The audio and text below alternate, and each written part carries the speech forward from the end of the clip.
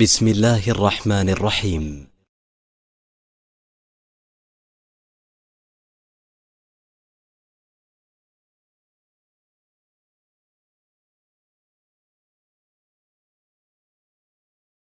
رب العالمين والصلاة والسلام على خاتم الأنبياء والمرسلين وعلى آله وأصحابه أجمعين ومن تبعهم بإحسان إلى يوم الدين. علماء کرام و درد الالحاد درسونه روان دي. مغربي فکر فلسفه بیانېږي. زمونږ د نن درس عنوان دی چې په اقوام عالم باندې د الحاد اثرات څه دي. پرون موږ وضاحت کړو چې جدید مغربي فکر فلسفه څومره خطرناکه ده. جدید مغربي فکر او فلسفه څومره خطرناکه ده، د ټولو نه زیاته خطرناکه فتنه دغه ده. خو دې باندې موږ مسلمانان نه یو خبر شوي. اوس الحمدلله علماء کرام دې میدان کې کار کوي او الحمدلله د دې هغه خباثت او د دې ګندګي عوامو له بیانوي. موږ ویلو چې اول وجه موږ ذکر کړی و چې دا فلسفه کم چې جدید مغربي فکر او فلسفه دا یو مکمل ضابطه د حیات ګرځېدلې د مولوي صاحبانو. دویمه وجه موږ ذکر کړی و چې د دې فلسفې دایره ډېره وسیع ده. درېیمه وجه موږ ذکر کړی و چې د ده نه وروسته مادي قوتونه او وسایل موجود دي. څلورمه وجه موږ ذکر کړی و چې د ده شاعر ډېر ښایسته دي، اصطلاحات ډېر ښایسته دي. خلک دوکه کولو دپاره ډېر ښایسته شاعر استعمالوي. انساني حقوق دي، انسانیت پرستی ده، ازادي ده، مساوات دي، ترقي ده، روشن خیالي د مولوي صاحبانو، ازادي ده، سیکولرزم، لیبرلزم، سوشلیزم، داسې نور. پنځم وجه دا وه چې د اسلامي اصطلاحاتو شکل او صورت بدل کړ مولوي صاحبانو. شپږمه وجه دا وه چې د دې فلسفه کې چې څونه کمزوریانې دي دا مخې ته رانلي. یورپ ډېر په هوښیارتیا سره دا څه کړل، د دې کمزوریانې مخې ته رانه وستلې. اوومه وجه دا ده چې داسې بعضې مسلمانان مفکرین، مسلم مفکرین په دې فلسفه باندې پوه نه شول او دوی ته حاملین مولوي صاحبانو څه شی شو پیدا شو. اتمه وجه دا وه چې دا مذهب مکمل نه ختموي بلکې مذهب څه کي ناکاره کي، مذهب ناکاره کي. مولوي صاحبانو نهمه وجه دا وه چې دا مغربي میډیا ده. مغربي میډیا مولوي صاحبانو دوی ته د فلسطین کې په مسلمانانو باندې ظلم نه ښکاره کېږي. په زرهاو ماشومانان یې شهیدان کړل، دغه شانته کې خویندې میندې د مسلمانانو بمبارین پکې. دا میډیا، دا مغربي میډیا د سره په هغوی باندې یو کم نه توي او نه غمرازي کوي. الټه دوی څه کوي مولوي صاحبانو؟ دوی د همدغه د اسرائیلو دفاع دپاره لګیا دي. نو مغربي میډیا د سپینو نه تور جوړی او تورو نه سپین مولوي صاحبانو. بیا موږ ویلو چې د مغربي فکر او فلسفې تاریخي ادوار خو تاسو ته معلوم دي چې هغه 3 ادوار تیر شوي دي. اول چې دی عهد قدیم دی، دویم نمبر نشاط ثانیه او دریم نمبر عهد جدید. چا بسې عهد قدیم 15مې صدۍ پورې زمانه وه. په دې زمانې خصوصیت دا و چې مذهب په دې زمانې پورې غالب و. بیا د 15مې صدۍ نه واله د 1900 پورې، د 19مې صدۍ د وسطه پورې زمانې ته نشاط ثانیه ویل او په دې کې دا فتنې راوچتې شو. بیا عهد جدید دا اوس را روان دی. موږ نن وایو چې په اقوام عالم باندې د الحاد اثرات څه دي، د هغې وضاحت به کوو. مولوي صاحب عبارت شروع کړه. نظریه هم ورسېده په یورپ کې یهودیت او عیسایت د الحاد نه متاثره شو او الحاد په یورپي معاشره کې په مذهب غالب شو. اوس یورپي ملکونه اکثر ملحدین. یا مولوي صاحبانو کله چې په دې اقوام عالم باندې د مغرب غلبه وشوله مولوي صاحبانو او دوی چې د خپل اول خو په دوی کې دهریت پیدا شو. د جدید الحاد او د قدیم الحاد په مابین کې فرقونه موږ ذکر کړي که نو؟ موږ څو فرقونه ذکر کړي. اول موږ دا ویلو چې د کلیسا د ظلم د وجې نه دا پیدا شو. څه شی؟ کلیسا د ظلم نه، خودساخته عیسایت نه دا را پیدا شوه، خلک تنګ شوي وو. دویمه وجه موږ څه ذکر کړی و مولوي صاحبانو؟ په هغه قوم کې د فلسفو رواج پیدا شو مولوي صاحبانو. هر یو فلسفي به راتلو خپله فلسفه به لیکله او دغه شانته کې ساینسي ترقي دی چې وکړل. دوی سوچ وکړو چې هلکه دا مذهب خو زموږ د ترقۍ په لاره کې خنډ، دا مذهب یې څه کړو مولوي صاحبانو. نو کله چې دوی د الحاد په لار روان شو مولوي صاحبانو، نو دوی دا د خپل صنعتي ساینسي تجربات خو دنیا ته ورسول، نو دا د الحاد نظریه مولوي صاحبانو هم ورسوله. اوس په یورپ کې مولوي صاحبانو یهودیت او عیسایت د الحاد نه متاثره شو. اوس په یورپي معاشره کې اکثر څه شی دي مولوي صاحبانو؟ ملحدین دي. یورپ چې کله د عیسایت د مذهب لاندې چې کله دوی ژوند تیرو، نو دوی به د مذهب چې د دوی کوم اصولو په دوی به عمل کولو. لکه د مذهب زبر د غټې یو څو وجې ذکر کوم. یو نکاح وه. په عیسایت کې هم نکاح موجود د اوس لکال ته څوک نکاح نه کوي نه په امریکا کې نه په یورپ کې هلک او جنۍ بغیر د نکاح نه وخت تېروي بچي راوړي وایي نکاح له ضرورت نشته دی مذهب ته وایي ضرورت نشته دی وایي مذهب خود ساخته مذهب چې دی دا انسانانو ایجاد کړی چا دا وایي د پوپ پادریانو ایجاد کړی دی او د سرمایه‌دارو ایجاد کړی دی وایي ما ته د مذهب منلو نو اوس اکثر څه شی دي مولوي صاحبانو یورپي معاشره اکثر څه ده دا ملحدین دی مولوي صاحبانو دغه شانته کې هندوانو طرف ته راشي نو په هندوانو باندې خپله روایت پسندي دا غالبه شوې د مولوي صاحبانو په هندومت کې اسلاف پرستی موجود ده که ته چېرته د خپلو اسلافو سره ښه تعلق ساتي بس ته به سره د دهریتوب بیا هم هندوی بل په هندوانو کې د خدای تصور د شرک تصور موجود دی دوی وایي که نه مولوي صاحبانو دوی د تثلیث قایل دي که نه مولوي صاحبانو برهما دی وشنو شی و دې نه لاندې بیا دوی وایي دا د دې اوتار دي د الحاد د نظریې ساتلو سره سره بیا هم هغه هندوان پاتې کېږي او داسې نور مذهبونو هم وضاحت موجود دی مولوي صاحب عبارت وایم هندوانو باندې خپله روایت پسندي غالبه شوه ځکه چې په هندومت کې اسلاف پرستي موجود وه که څوک د خدای جل جلاله نه انکار هم وکړي او د مشرانو سره عقیدت ساتي بیا به دا هم هندو وي د الله نه د انکار وکړو خو تسي د خپلو مشرانو سره اسلافو سره خپل تعلق ساتي ته بیا هم هندو وي په عقیده کې څه فرق نه راځي نو په زرهاو کلونه وشو چې په هندوانو مذهب کې که څوک هر څومره ګستاهي وکړي او دا د خپل مذهبي مشرانو سره عقیدت لري مولوي صاحبان نو د دې په عقیده کې فرق نه راځي نو په هندوانو الحاد دونه اثر ونه کوه مخکې نه بس ملحدین دی وایي نو شرک چې شي نو بس د الله منل به دا څه خوندوږي چې د الله صفات ته مخلوق ته ورکړي دوی د اتی شکل ورکړی دی مولوي صاحبان د باندې سوال کېږي حالانکه په خپله په مهابارت او په دې نورو کتابونو کې لیکلی چې الله شکل او صورت چا نه دلدلی نو په تاسو د دې د اتی شکل څنګه خود نعوذ بالله خدای له ورکوي چې دغه د لکۍ مې او دغه دغه راوتي وي غاښونه دې هم راوتي وي عجیبه لکه مولوي صاحبانو نو دوی سره د الحاد بیا هم څه شي دي هندوان دي مولوي صاحبانو مذهبي خلک ځان ته وایي دا د مذهبي مشرانو سره عقیدت لري نو د دې په عقیده کې فرق نه راځي نو په هندوانو الحاد دومره اثر ونه کړو ځکه په الحاد کې د خدای جل جلاله نه انکار موجود دی او هندوانو خدایان ډېر دي په د هندوانو 3 کروڑونه زیات خدایان دي او بل د هندوانو په مذهب کې دومره ازادي که څوک ملحد شي نو دا به بیا هم هندو پاتې که څوک ملحد هم شي بیا به هم څه کېږي دا به هندو پاتې کېدی شي دغه شانته کې بیا د جنوبي ایشیا سره چې خوا کې کم مشرقي ایشیا ملکونو باندې دوی کې هم الحاد دونه اثر په دوی باندې ونه کوو ولې دوی کې د الله تصور داسې نه دی پروت لکه د توحید مولوي صاحبانو عبارت ویو د جنوبي ایشیا سره مشرقي ایشیا ملکونه دومره د الحاد نه متاثره نه شو مثلا کنفیوشیزم بدھ مت شو مولوي صاحب تاوازم شو نو وایو مولوي صاحبانو دا مذهب په مشرقي ایشیا کې موجود دي دا مذاهب مولوي صاحبانو په دې مشرقي ایشیا کې ملکونو کې مولوي صاحبانو لکه جاپان شو د خوا چین شو داسې نور نه تایوان شو د خوا سنگاپور دا مالدیپ شو نیپال شو د ملکونو کې دا مذهبونه موجود دي مولوي صاحبانو ها په دې مذاهبو کې د خدای جل جلاله د پاره سو واضح تصور سو واضح تصور نه دی موجود یو زمنګ نظریه ده چې زمنګ نظریه چې الله یو دی احد دی صمد دی لم یلد ولم یولد دی مولوي صاحبانو نه موږ الله سره په ذات کې څوک شریک ګڼو نه په صفاتو کې او موږ سره عقلي او نقلي دلایل موجود دي مولوي صاحبانو د یو الله وجود دا ټول کائنات د یو الله په وجود باندې گواہی کوي مولوي صاحبانو د قانون د فطرت دغه شانته کې قوانین د توازن مولوي صاحبانو په دې کائنات کې چې کوم توازن موجود دی دا د خدای په وجود باندې گواہی کوي مولوي صاحبانو په خپل مقدار سره شپه ورځ روان دي والشمس تجري لمستقر لها ذلك تقدير العزيز العليم د خپل اندازې مطابق روان دي زمکه په خپل اندازې مطابق روانه ده دي کې دا توازن موجود دی دا په دا ماده کې دا خصوصیات چا پیدا کړي مولوي صاحبان تاسو خو دې ته لږ سوچ وکړئ ابل هغه د اویس اقبال او هغه د مفتي صاحب یاسر د دې مولوي واجدي صاحب مناظره نو هغه دغه مثال ورکړي کنه سامسونګ چې دا کوي خدای نشته تاسو مناظره چا اورېدلې نم دا اورېدا به واوري 2 غنټې 2 نیمه غنټې هغه ورته وایي کنه تا خدای وایي نشته وایي خدای موجود دی وګورئ سامسونګ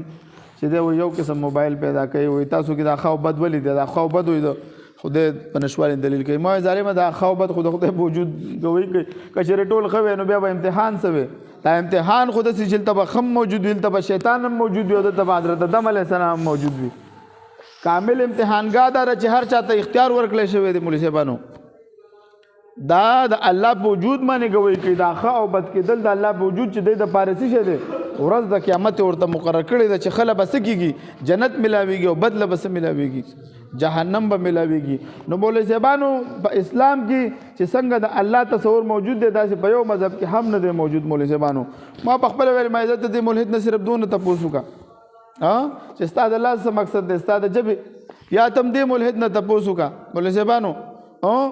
چې دا ما ته په دنیا کې یو داسې څیز وښایه چې د هغه د نوم موجود وي او د هغه د نه وي موجود د الله وجود د الله دا نوم موجود کېدل د الله په وجود باندې ګواهي کوي مولوي صاحبانو د قوانین د فطرت ته وګوره دې مادې کې دا خصوصیت چا پیدا کړي دي مولوي صاحبانو په دې ماده کې دا خصوصیت چا پیدا کړي دي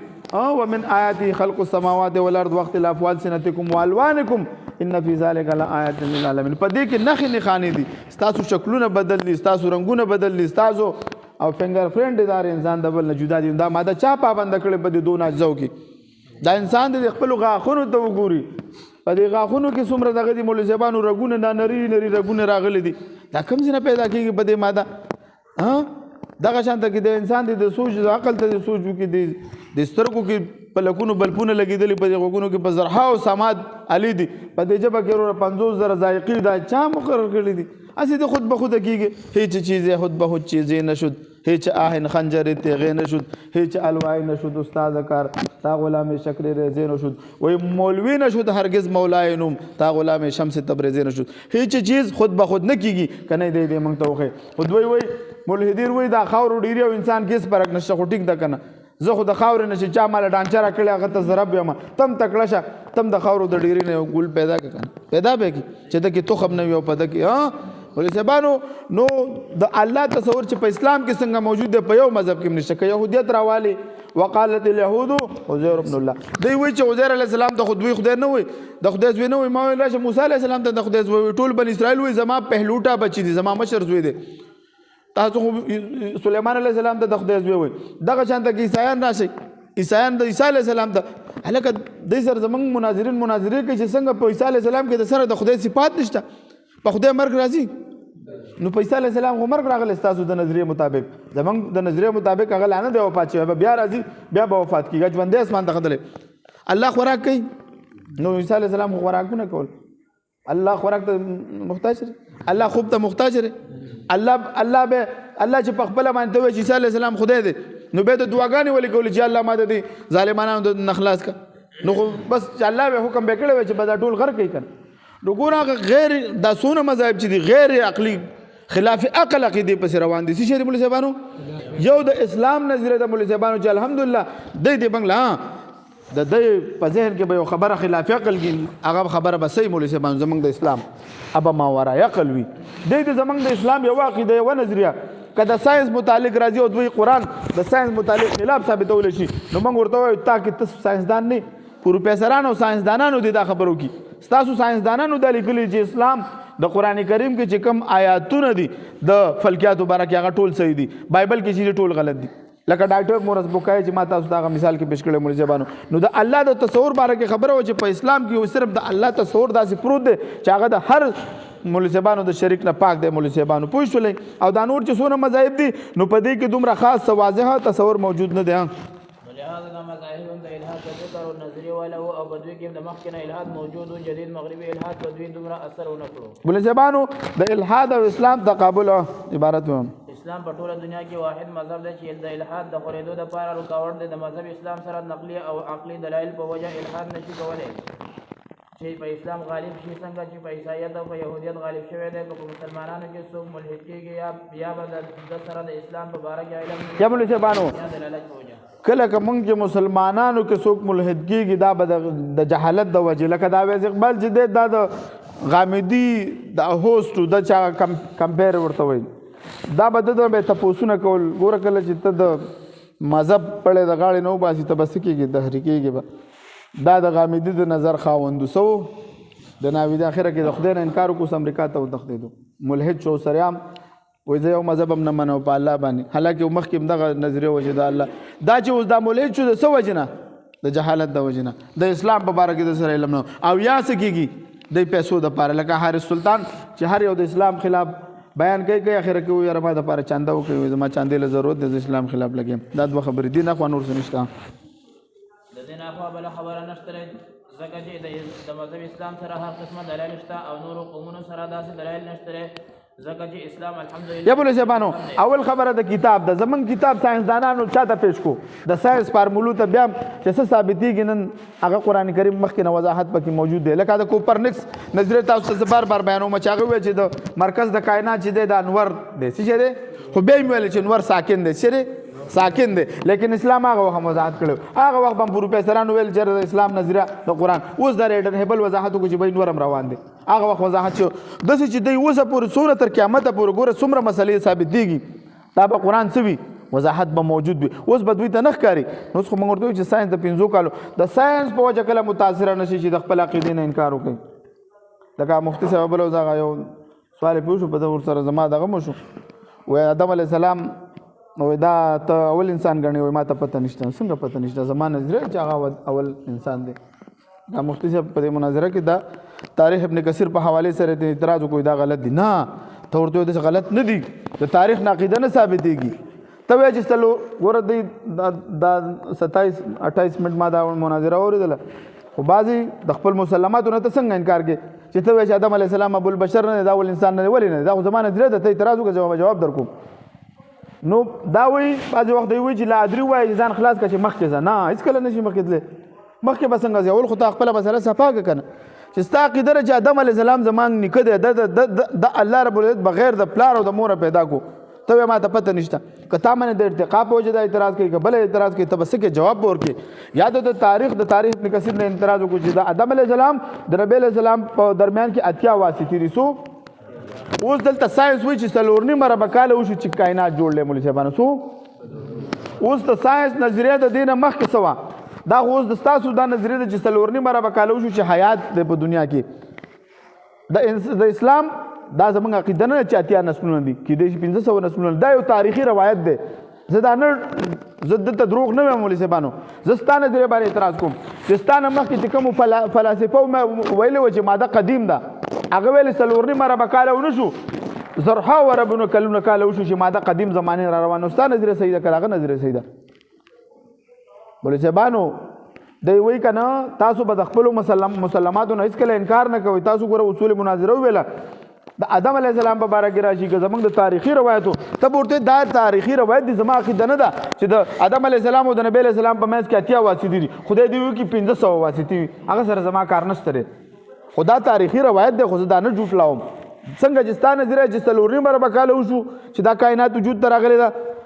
تا نظریه پیش کړې ده څه تا په سترګو لیدلې ده ایډن هیبل په خپلو سترګو لیدلې ده نو ته خو چې خپله دې لیدلې نه ده ما هم هم کتاب کې ویل شوي دي ما ته اتیا واسطې ښودلې شوي ته وایي 4 مربع کاله دي کېدای شي لږ وخت بس تا نظریه بدله شي چې وایي چې هغه اتیا نسلونه تېر شوي دي نو تاسو به د خپلو مسلماتو نه مولوي صاحبانو انکار نه کوئ تاسو به نو دوی مولوي صاحبانو کوم ځای کې خبر روانه وه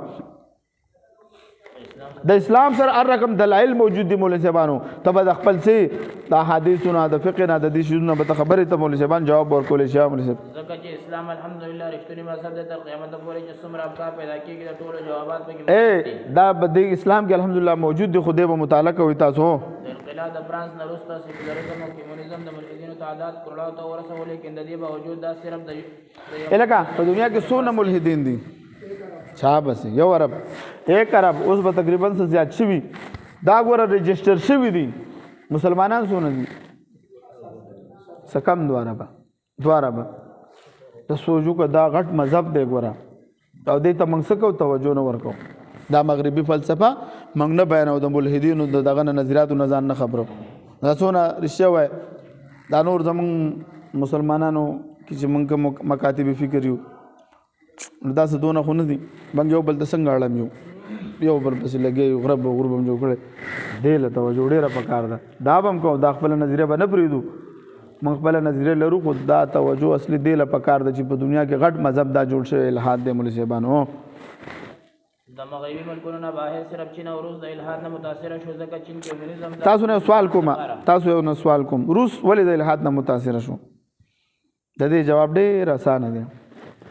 روس ولې متاثره شو د الحاد د نظریې نه ډېر اسان جواب